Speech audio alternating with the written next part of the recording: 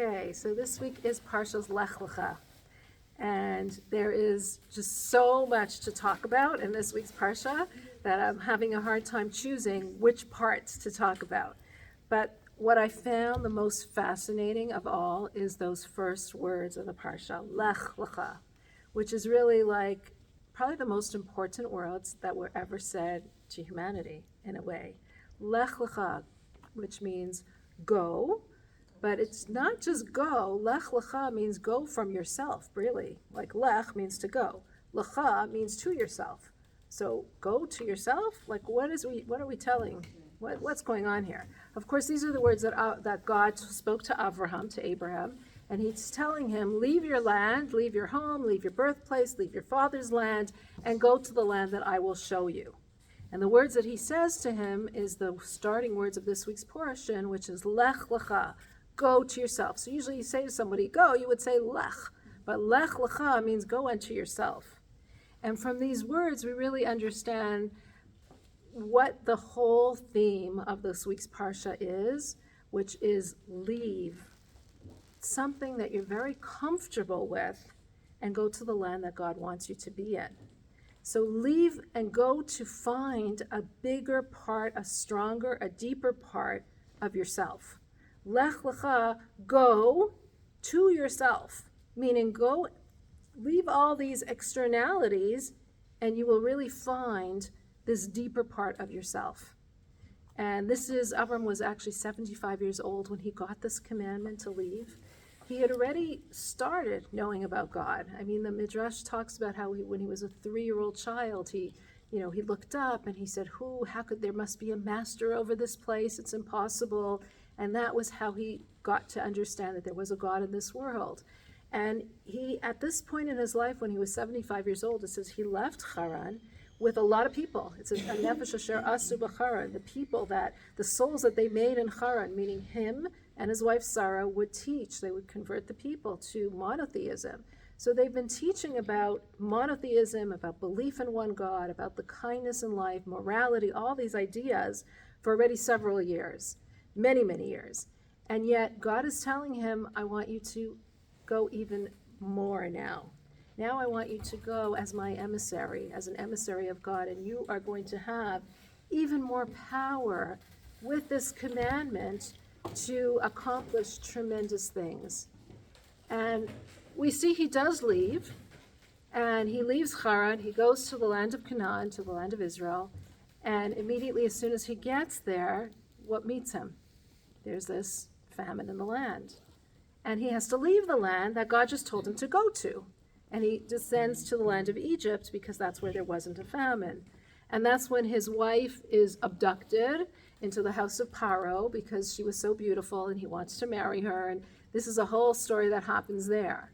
So, and then there's a lot more that happens later on in the Parsha, but we see as soon as he did do God's commandment, this is one of the tests that God is testing him, to leave Haran, to leave his homeland, leave his birthplace, he's immediately confronted with this challenge of, well, I just left, I just listened to you, and now there's a famine in the land.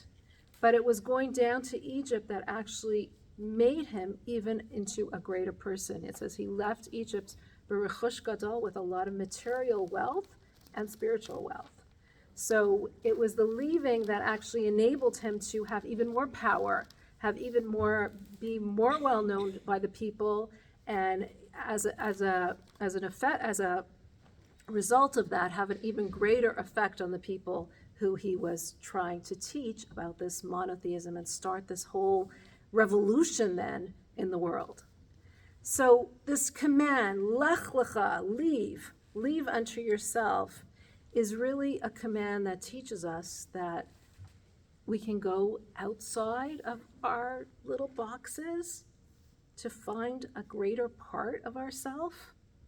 And when we are doing that, when we're going with the power of God on our side, when God is commanding us to go beyond yourself, we have infinite capabilities. As we see, Abraham and Sarah were 2 people. They were a husband and wife, and yet they made so much of a revolution in the world. They changed over multitudes of people. 2 people, a man and a woman, a husband and wife, this partnership of a power couple who completely changed over tremendous things.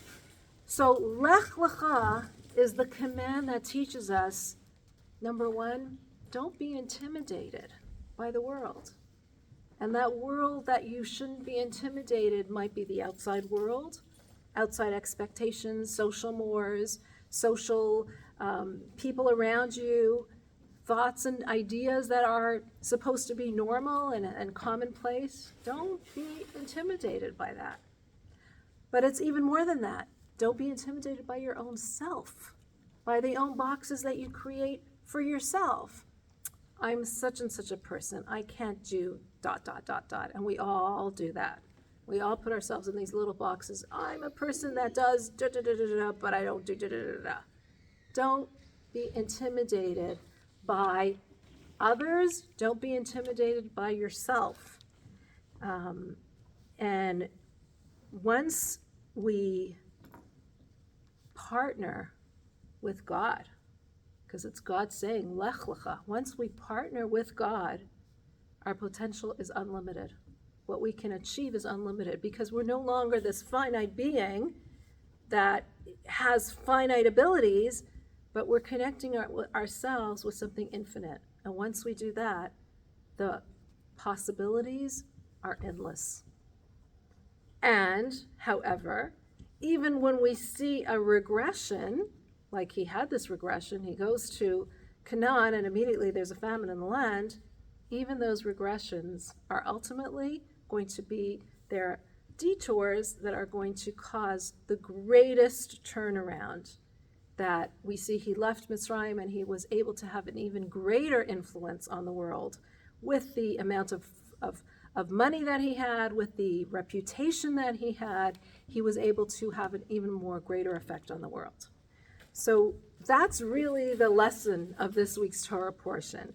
Now we're going to go into the different wording of that first Torah passage, Lech Lecha, and what exactly it means, because there's so many levels that we can understand this command of Lech Lecha for each and every one of us.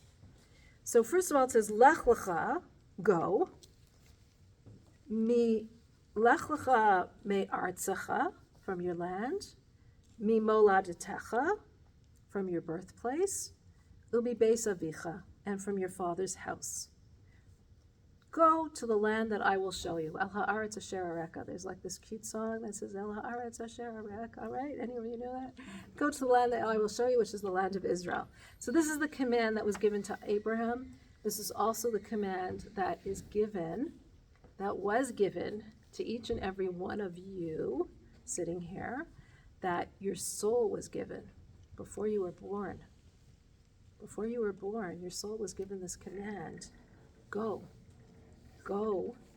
Leave where it is. The soul is in the chamber with God, with the highest possible spiritual place.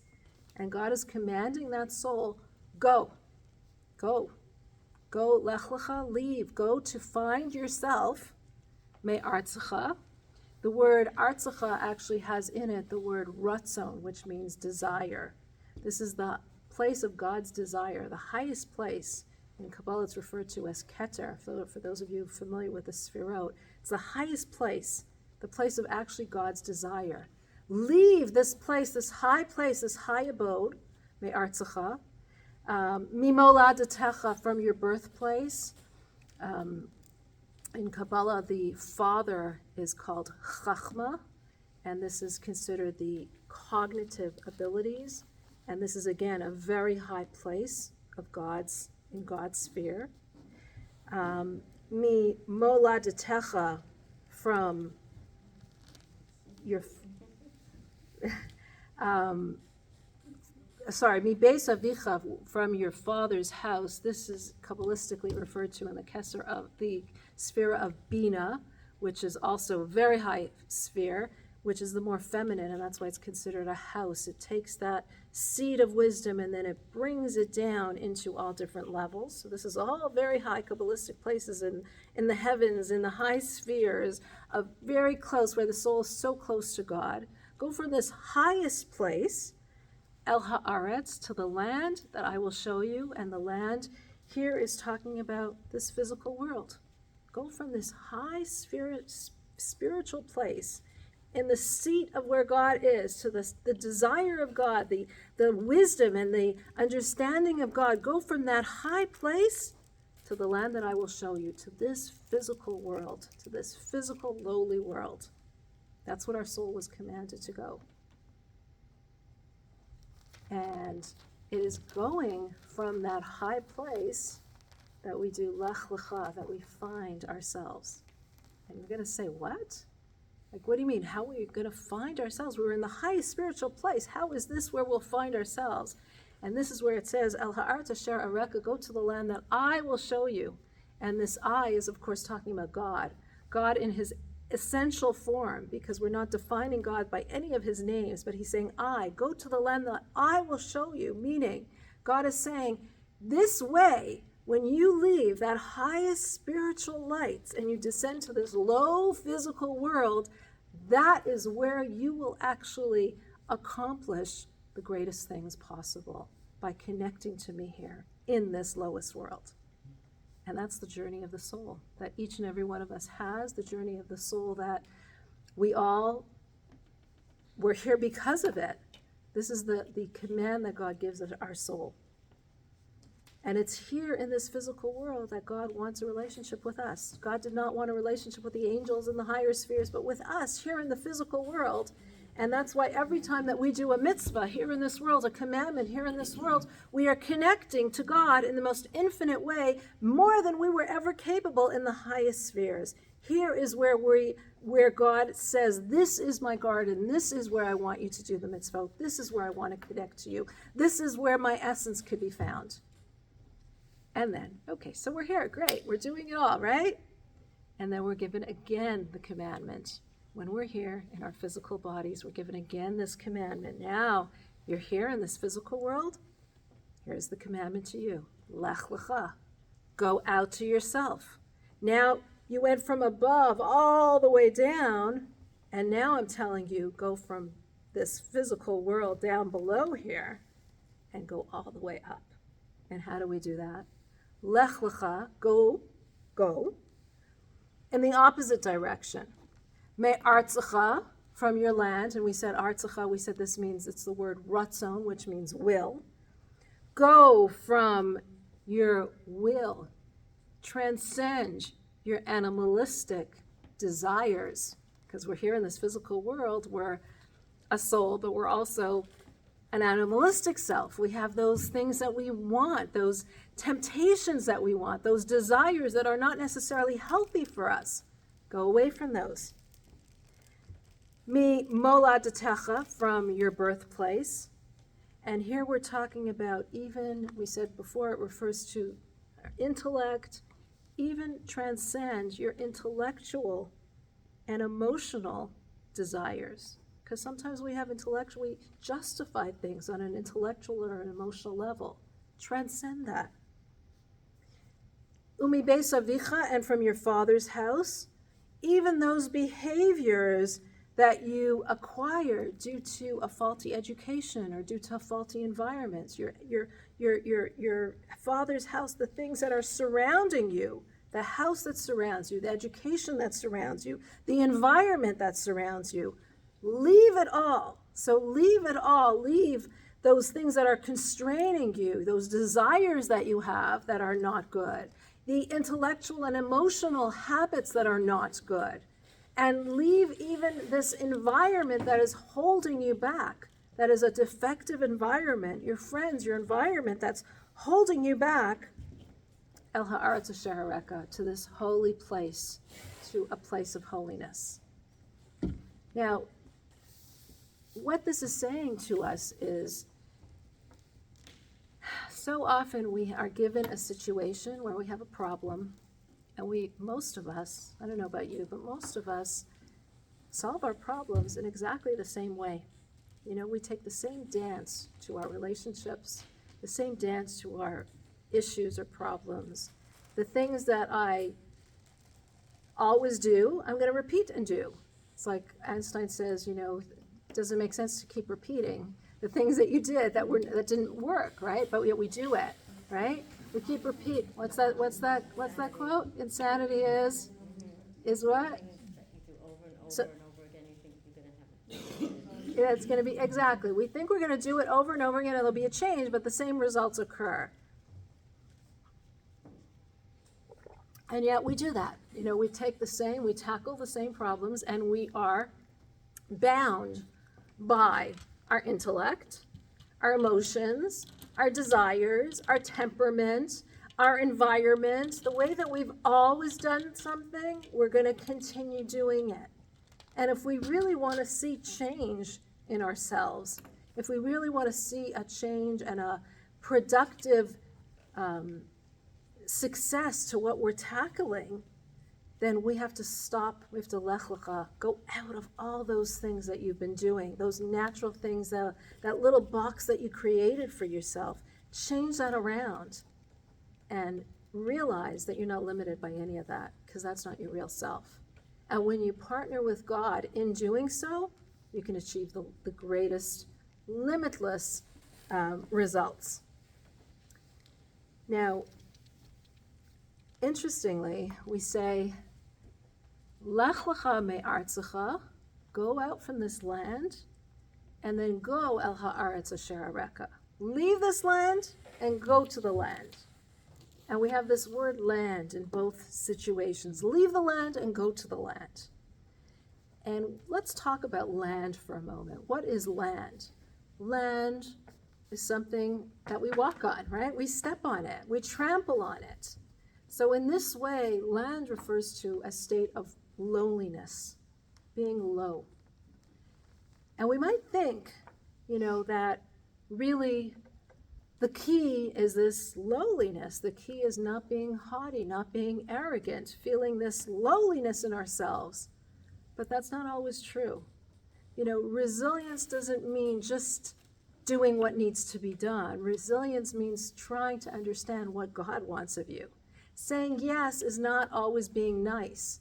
Saying yes to God is being nice. Saying yes to others means just you're being subjective to what you're being told what everyone else is doing. You're just a people pleaser. You're not being nice to yourself or to your true self or to those that you love. So this lowliness in terms of, I'll just say yes, or I'll just do it, or I'll just push through it, is not always the correct lowliness. Lowliness is good when it's a lowliness that is open to what God wants, not this arrogance that I feel I know, and I don't, I know better than everyone, I know better than what God wants. Like we think sometimes, if we could just run the world, it would be such a much better world. Like, hello, God, if I could just show you what to do, I would know how to do it so much better, right? Sometimes we think that, sometimes I think that, right? Of course we don't really mean that, because that's not what it's at. But this lowliness that we're talking about, lowliness is not necessarily something positive. And that's why it's saying, leave that lowliness, leave that feeling of lowliness that I have to follow what everyone else does, because that's a certain loneliness. Leave that feeling of submission to others and submit yourself only el ha'aretz asher areka, to God who tells you what to do. Only submit yourself to a higher sense of self, to a higher being that is obviously God, who wants us to do the right thing. And that's important to realize, because so often we think, this feeling of lowliness is good, but sometimes this lowliness is the worst kind of feeling. We need to have the strength to be who we can be and break out of those norms and break out of that feeling that we have to follow the crowd, or that we have to follow somebody else, or that we have to follow this one or that one, to get to just, what do I know is what God's will of me is, what God really wants of me. Okay, so this is in a nutshell, that's pretty wow, right? This Lech Lecha, that's a pretty big command of Lech Lecha, and yet it's a command that we're all really being taught that. And we see, like later on in the Torah portion, this idea of also going out of our box. Later on, when Avram is told, there's a lot of things that happen, right? He leaves Haran, he leaves to go to the land of Israel. He goes down to the land of Egypt. Sarah is taken into the house of Paro. He leaves Egypt without Sarah being harmed. He leaves with a lot of wealth and with a lot of a big reputation. And then he marries Hagar, which was Paro's handmaid, Paro's own daughter, who joined him because she saw this is an incredible couple. This is a couple that only wants righteousness. I'm going to join with them. Yet she has Hagar, who rebels against Sarah. The idea was Hagar should be raised as their child, and instead this woman rebels against Sarah, and she thinks she becomes haughty against Sarah. And then finally, God says, I'm going to give you your own child, Yitzchak.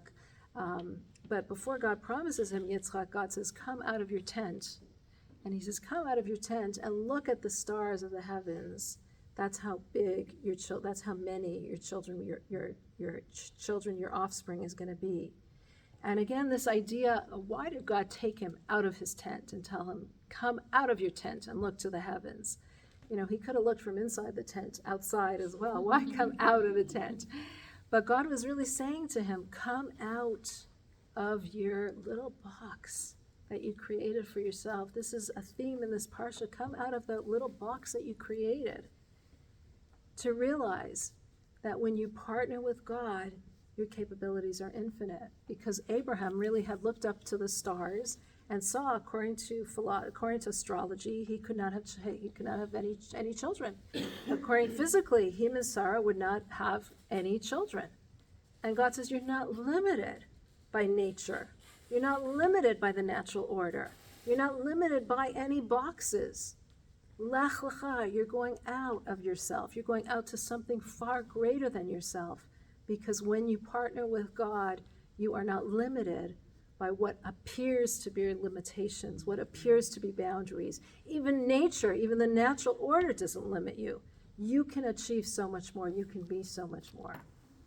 And this is really this message in this week's Parsha, how we can accomplish so much more than what we think we can, if we can just stay true to that call of Lech Lecha, and if we could just stay true to that understanding that it's not us going ourselves, but it's us going as emissaries of God, as people who are going from God, because God wants us to go into this land. God wants us to come into this world. God wants us to descend into this lowly world in order then to rise up and accomplish so much more.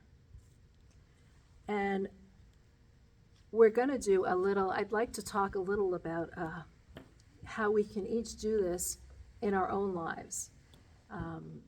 What I would want us to do is to talk about some of the limitations that we put on ourselves.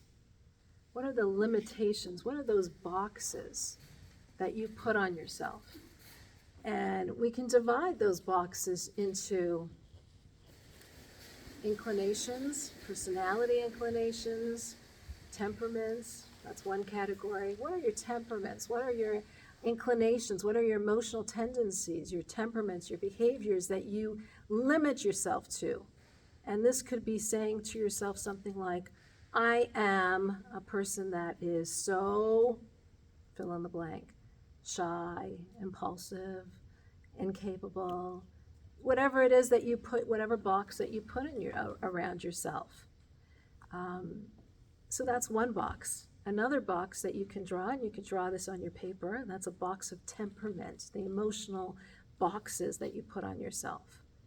Another box that we put on ourselves are the boxes that society puts on us, the environment around us puts on ourselves. What are some limitations that you feel society limits you to, that you're expected to do or not expected to do based on your friends, your social status, the way people look at you, the way others will perceive you? How are those things that limit you? And then what are some things that limit you based on your personal desires, your wills that might not be so good?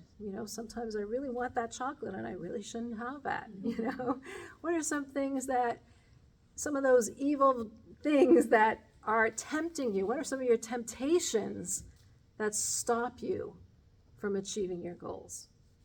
And if we could fill out those 3 boxes, I think we can really get to a place where we can transcend so much of what holds us back and really accomplish so much more of where we want to get to, whether it be in our personal lives, on our career paths, in our interpersonal relationships, in the way that we relate to God.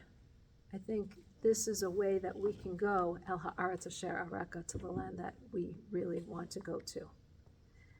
So I want to do that now. Before we do that, though, I just want to end with a story that I think embodies the Lech Lecha.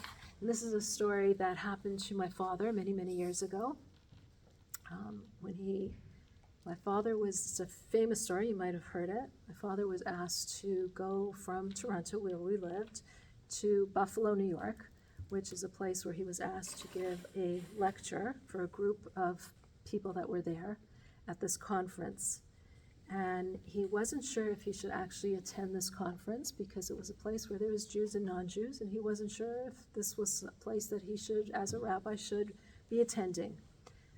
So he called his uncle, who was Rabbi Chodakov, who was the secretary of the Lubavitcher Rebbe, and he asked him to ask the Rebbe what he should do, and he was told he should go. And what he should do, though, is speak about something that's relevant to Jews and non-Jews alike, like the mitzvah of tzedakah, charity. Charity is something that everyone, it's universal, everyone has to give it. So he traveled, it was about 2 hours from Toronto to Buffalo. He traveled to Buffalo to give this talk. And at the talk, he spoke about a story that happened with the Tosfos Yom Tov, that during his time period, there was a very wealthy Jew who lived in his town of Prague who never gave any money to charity. And everyone knew he was so wealthy, but he was such a tight-fisted miser. And people were obviously very upset, like he has so much money and he's not giving anything. And when this miser died, the Chevra Kadisha, the burial society, decided we're going to bury him in the part of the cemetery called Hektish, which was like a not very prestigious part, the opposite of prestigious part of the cemetery, because he was always so tight-fisted and he had so much and he never gave. And that's what happened. Little shortly after this wealthy miser died, there was tremendous tumult in the city, and people came to the Tosfos Yom Tov and they said, we're poor people in the city, and every week we relied on, there was a butcher and a baker, and every week they would deliver meat and food and baked stuff for us to live on, and we relied on that. And without any warning, all of a sudden, the butcher and the baker stopped delivering to our doorsteps, and we can't survive. This was so sudden, we have nothing. And so the Tosfos Yom Tov called the butcher and the baker to his office, and he asked them, what's going on? Why are you suddenly stopping? And they said to him, to tell you the truth, we can tell you only now, but to tell you the truth, it wasn't our money that we were giving. We're not people of such means. The money that we were distributing weekly was from that miser who passed away. But he swore us to secrecy because he wanted to give charity in the highest possible form, where the receiver does not know from the recipient and the recipient does not know from the giver. And in this way, he gave in the highest form possible. And the Tosfos Yom Tov said, if that's the case, then when I pass away, the Tosfos Yom Tov was a great sage, he says, when I pass away, I want to be buried next to that miser. And so it was. He was buried next to that miser, and this part of the cemetery became a very prestigious part of the cemetery. So this is the story that my father said over at that conference where he spoke in Buffalo, New York. Soon after that, when he finished his speech, there was a priest in the crowd who came over to him and said, Rabbi, I need to talk to you. And he said, okay, you know what, I'm staying overnight in this place. You can come to my hotel tomorrow morning and we can talk. And he thought that the guy would just forget about it. There would be no person coming. But sure enough, the next morning there's a knock on his door, and it's the priest. And he comes into the hotel room, and he's feeling extremely upset and so anxious. And he's pacing back and forth, and he says, "Rabbi, please tell me that story that you said last night." So my father repeats the story, and the minister is extremely agitated, very upset. He asks him to repeat it again, and he says, my father's a good joker. He says, "My English is not going to get any better." This way I said it. What's the problem? And so the priest says, "Well, Rabbi, the problem is that the man in the story, that miser in the story, is my ancestor." And my father says, "That's impossible. That man was a Jew, and you're clearly not." So the man says, "Well, let me tell you a story now. When my father served in World War II, he served across, and he was a big major in the army, and he brought home his war bride. And they didn't tell anybody that she was Jewish. And I lived my life not knowing this, and I was very, very into religion and spirituality, and that's how I went into this, into Christianity, and got higher and higher in there. And my mother passed away young, and on her deathbed, she called to me. And she said to me, "My son, I want you to know that I'm Jewish, and that therefore you too are Jewish. And I want you even to know who your ancestors are." And she told me that story that you said last night with the Tosfos Yom Tov and the miser, that entire story, word for word. She said that to me. He said, at the time, I was already I guess he had his own congregation. He says, and my mother said these words, and, it bothered me, but I just went on living. I thought maybe she was hallucinating. It was at the end of her life. I figured she's probably hallucinating. At that time, she wasn't thinking clearly. She wasn't talking clearly. So I thought, it can't be real. But when you said that story last night, I realized that story is true. And that means that is who I am. And what am I supposed to do now? And so that's what my father told him, Lech Lecha. Go unto yourself. You owe it to yourself. You've obviously studied a lot about this other religion. Now you owe it to yourself to at least study about your own roots, about who you are, what you are. And he gave the man lived out somewhere in America. He gave him the address of people in his own, who he could be in touch with. He gave him his own number to call him. And after that, my father never heard from him again. And it was only many, many years later, he said a lot of ladies were in Israel now, right? So many, many years later, my father was visiting the land of Israel, and he's standing there at the Kosel. And a man comes over to him, a man who has a bunch of little kids at his side, a very religious garb. And he says, "Rabbi Shochet." And my father says, "Yes, do I know you?" He says, "Don't you remember me? I'm that former priest who you met in Buffalo, New York." And we recently discovered that we are actually, my father's a direct descendant of the Tosfos Yom Tov. And this priest was a direct descendant of the miser. So at that juncture in time, in history, a descendant of the Tosfos Yom Tov met with a descendant of the miser and changed the course of history, but only because the priest left the comfort of that box, the comfort of what his expectations were, what people thought he should be, what he thought he should be, what was all that was known to him, his whole birthplace, his whole, everything about his life. He was willing to leave it to go to the land that I will show you, to go to the land that God wanted him to be in. So that is really the message of Lech Lecha, though, that we can take into our own lives. And now is when I will turn this off, and we will talk about our own boxes and what boxes that we make and how we construct those own boxes in our own lives to limit ourselves from achieving what we really can be achieving.